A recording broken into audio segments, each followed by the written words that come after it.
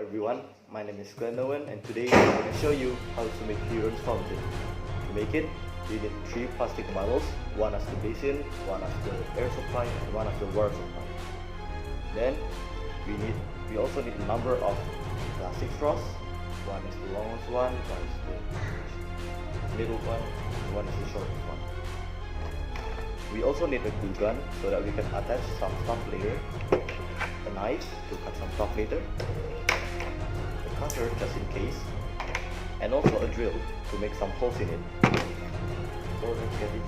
We'll start at taking 2 bottle caps and use the glue gun to attach it. Next, we need to make a hole side by side through our bottle caps. And then, we need to make a hole side by side again in the remaining cap. After that, we make a bigger hole in one of the bottom of the bottle. And then we connect the bottle cap to the bottle and connect the straws into the bottle and the bottle cap.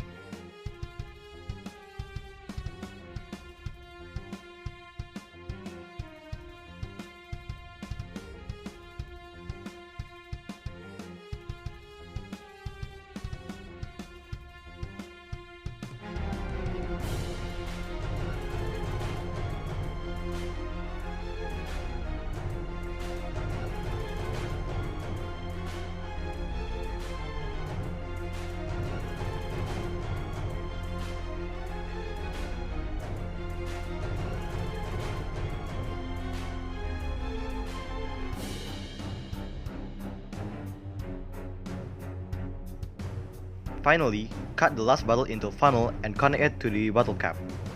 Now, we need to pour water from the top of the bottle. To fill the middle bottle, you need to move it upside down. Pour another water and it's primed.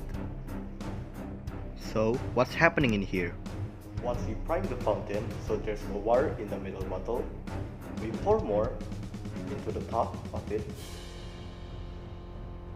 And when it makes this, it pours down to the bottom bottle, pushing the air from this bottle to the middle one.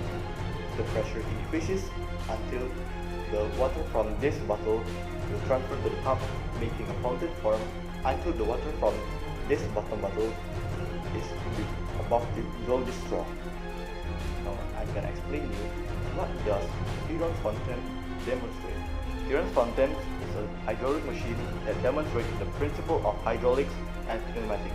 The flow of water from higher gravitational potential energy to the lower, causing a fountain form due to pressure increases inside the system.